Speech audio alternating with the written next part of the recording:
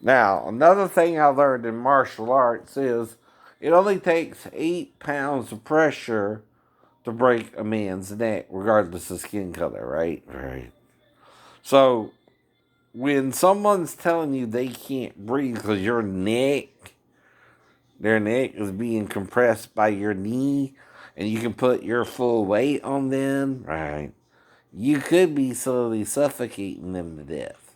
And here's why.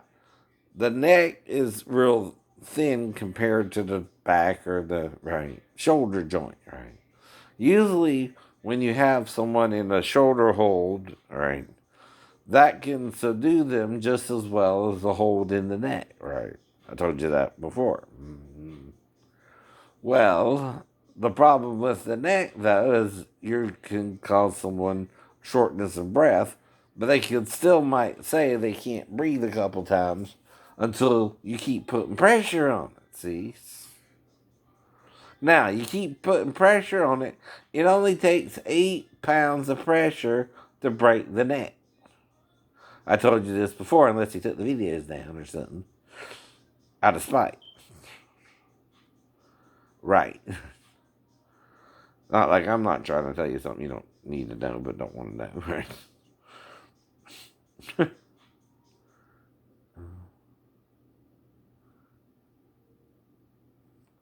So again, the more pressure you're putting on his neck, and he's having to say, "I can't breathe," that's not resisting arrest to inform the officer his knee and his neck is causing him breathing problems, right?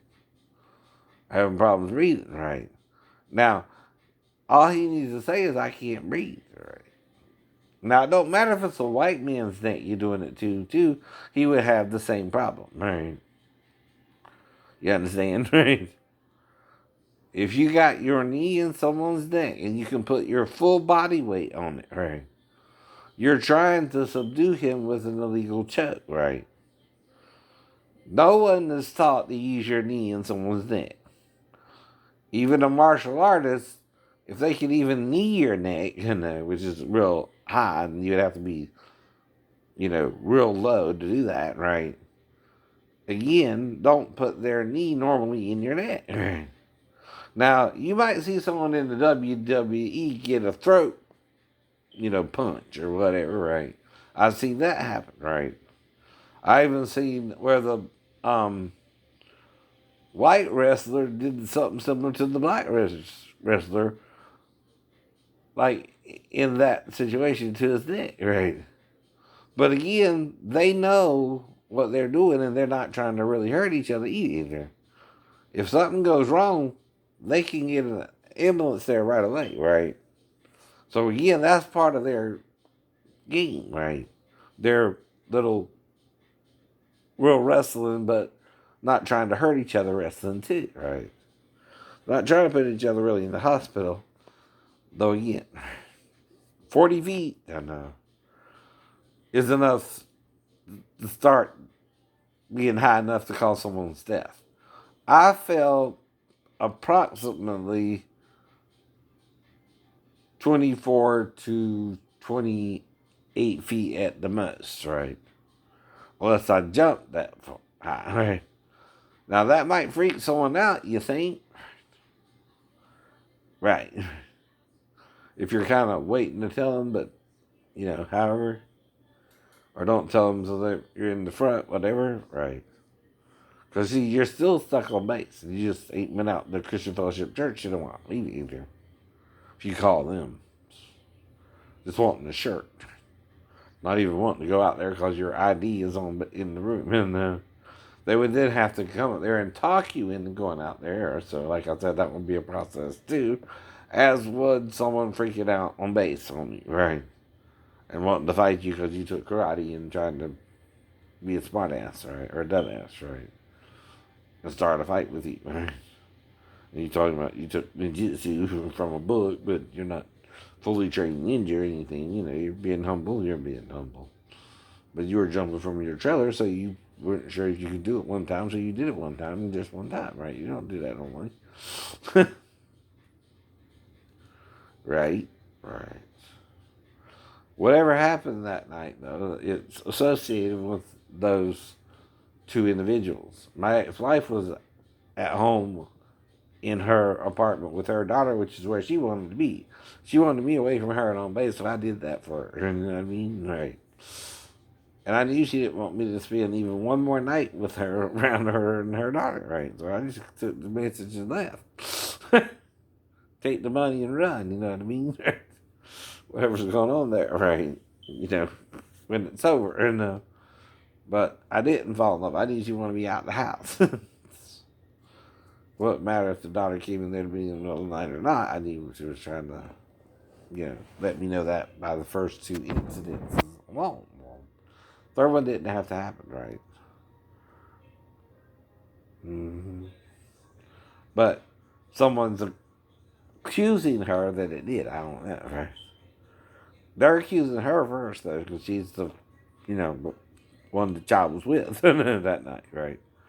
They're not accusing me, right? You gotta realize that too, because I'm on the couch before that, right? I'm on the couch for 4 whole days before I even meet the stepmother, and then I meet her for like dinner. We go to bed. They go to bed early because she's the child, right? I'm up to about 11. Then I go to bed, right? And all I know is I was there from either Thursday night around the child to Friday night I was on base, right? Or it was Thursday to Sunday night I was on base, right? And by Monday I was on base, right? That's all I can tell you, right? And I got to tell you two stories because I got a little bit of amnesia and I'm not specific to the time and all that. I don't have documentation or anything about that, so I can't tell you perfectly all the details, right? Now, I can also only tell you if I'm in the living room, there's only two ways that y'all can come on there to me, right?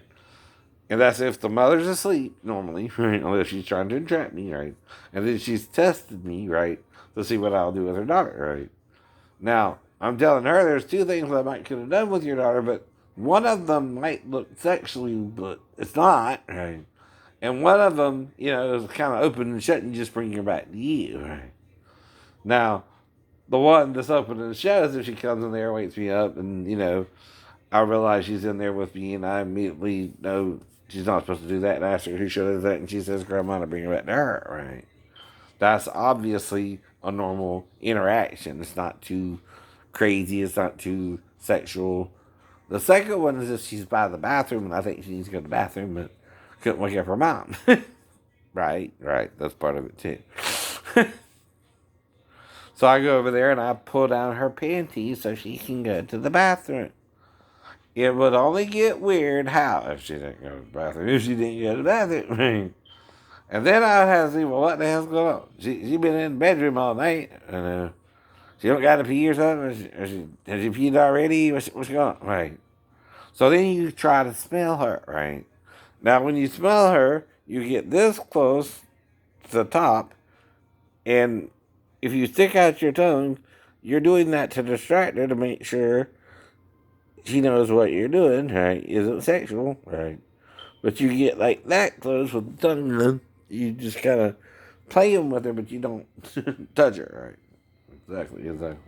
And you do that quickly too, and you come back up, right? Mm-hmm. And that's for half a second, right? You do that once, right? That's to see if you peed and if you smell anything, right?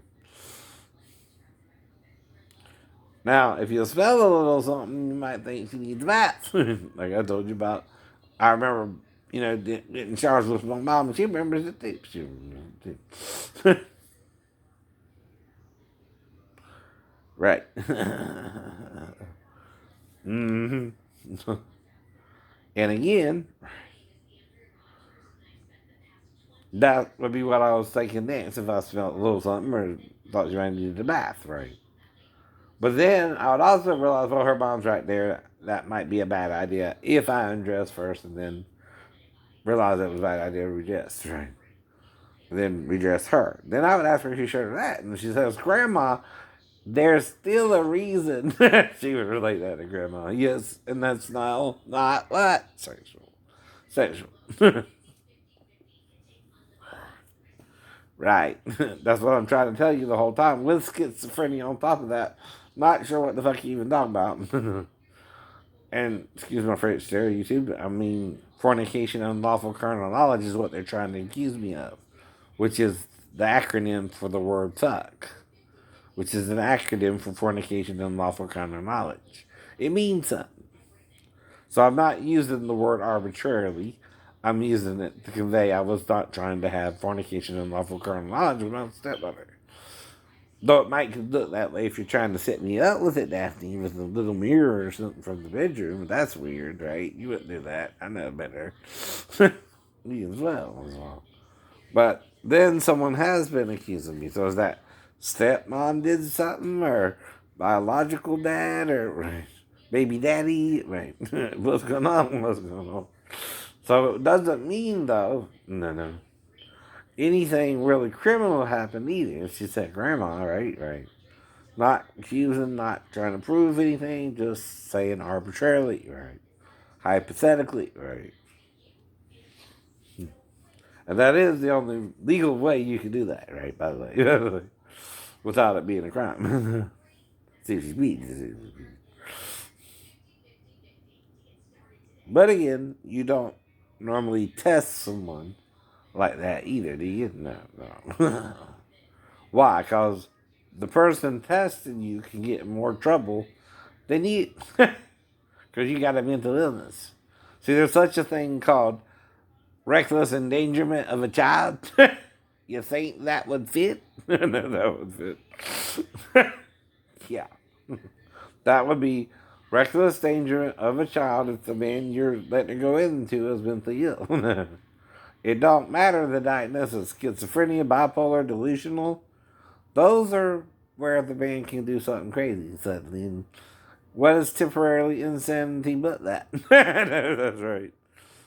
You're doing something outside the norm and trying to figure out what's going on, but you're not trying to harm the child, but someone's accusing you of doing that. Well, only an eyewitness or someone who did something with the child in a different location can know more about it than you.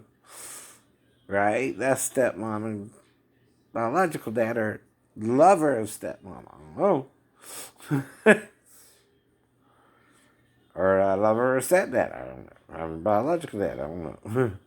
So I didn't have her. I was only with Daphne until we broke up. And I'm mates. Unless I did something with the tarot card girl. And Daphne did something about my memory of it, but I don't know. I don't think so. I don't think so. Right? I don't force an affair, but if you bring me a fine looking woman, I'll have sex with her if she wants. If she wants. You know who the she is there, right? The wife. If she don't, well, I ain't gonna push it. You know what I mean? Either. But I would get undressed to show to the Lord I feel covered, even though I use the tarot card reader. Right? Know what I mean? Know what I mean? If you're religious, no, you know what I mean. I got naked and under the covers, but still didn't show the tarot card reader any nudity. She still couldn't see my body, and I was covering myself from the tarot card reading. Right? You understand? Right. Have a nice day.